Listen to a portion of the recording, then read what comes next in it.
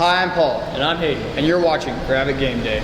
I'm here with offensive coordinator, Coach Cole. And I'm here with D-line coach, Coach McKenzie. Thank you for being here. Welcome. So, first question. As we all know, the passing game is deadly for Gravette, but the run game is working very well. How are you going to use that momentum going forward throughout the rest of the season? Well, it's important to be balanced and stay balanced. We've been pretty pass heavy in the last couple of weeks, but this week the run game really helped us out. We were able to extend drives, just handing the ball off, and ultimately get a victory, having over 200 yards rushing. It's the first time this year, and the more balanced you can be, the harder it will be to defend all aspects of the offense. So, second question is for you, Coach. Oh, thank you. Isaac Gannon had a great night on both sides of the ball. How do you see yourself utilizing him in the upcoming games?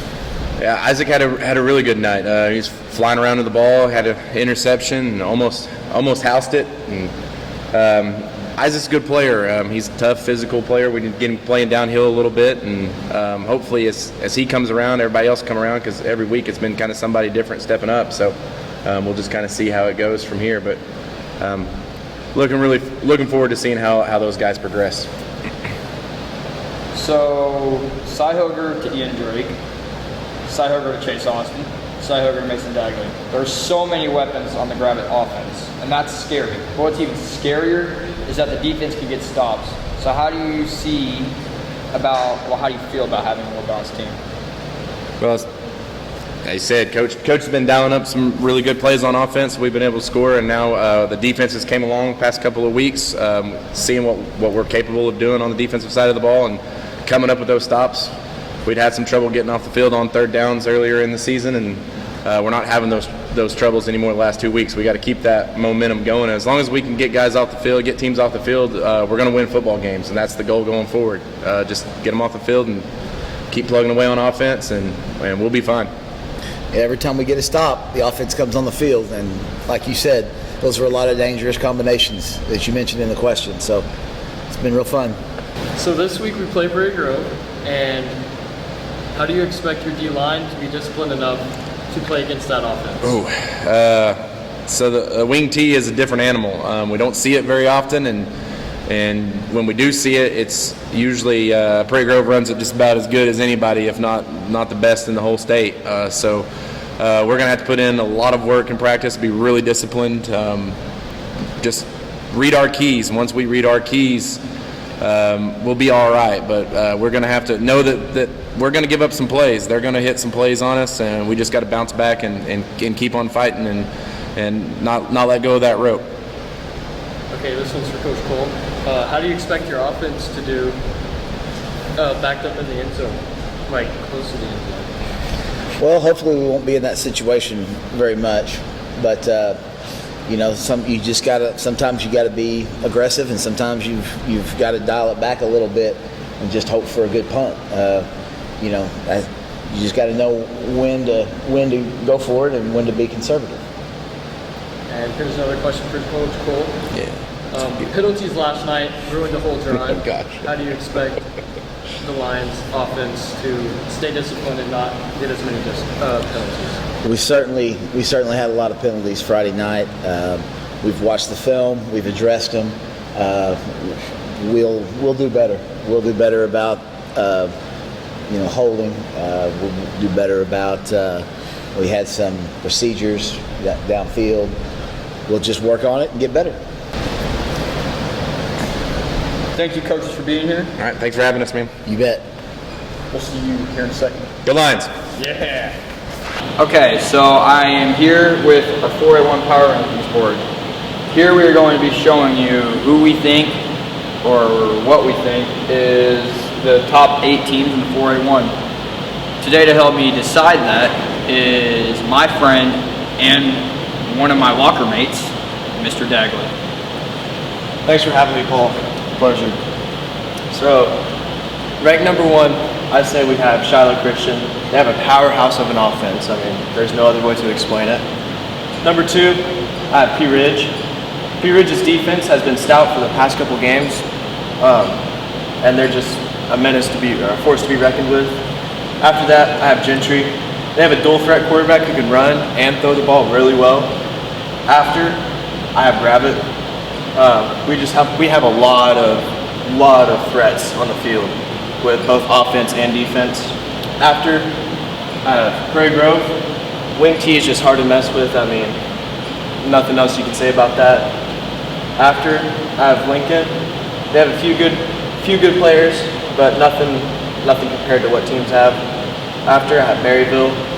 They just haven't really shown anything to really move them up in the power rankings. And then I have Green Forest. They just haven't put up a lot of points, and their defense is not very good.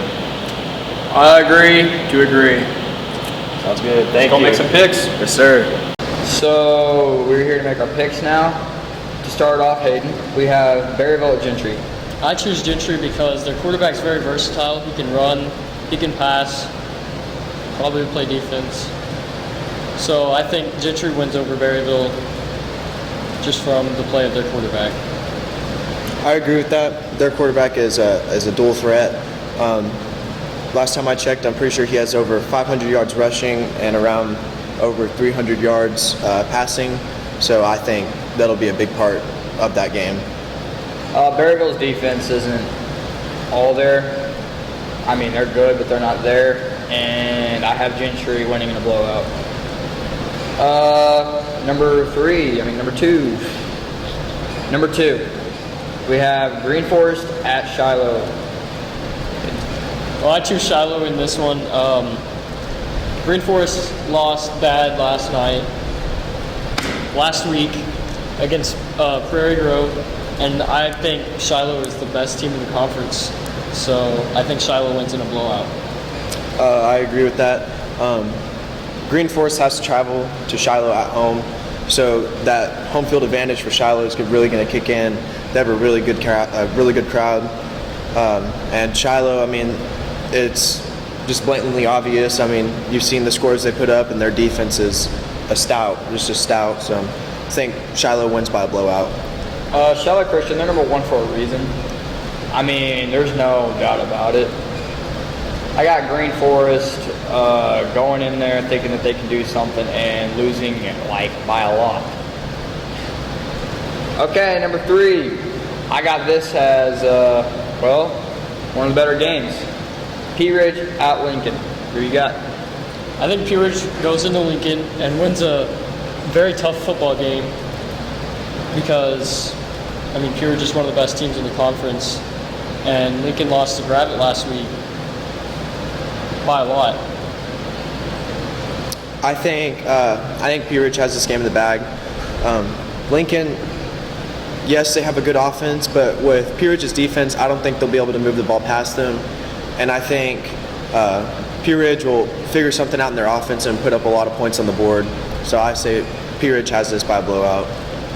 Pea Ridge played Gentry last week, and they beat Gentry 43-7, which means that their defense is good enough to start a dual threat quarterback, and their offense is good enough to score on a tough Gentry defense. I have Pea Ridge going in there and destroying Lincoln. Now we have our game of the week. Gravette at Prairie Grove. Hayden, who do you have? I think Gravette walks into Prairie Grove and wins. Their defense is going to be very disciplined, and the Wing T is not going to do anything for Prairie Grove. I say Gravette comes in here, comes into Prairie Grove, and I say it's going to be a close game. Prairie Grove has shown before that they are tough at home the last couple of years, and it is Prairie Grove's homecoming. So I believe Gravette will win by a touchdown or two. And for me, as we all know, I am a Gravette Lion, my heart, and I think that I got Gravette winning big. That's all from Gravette Game Day.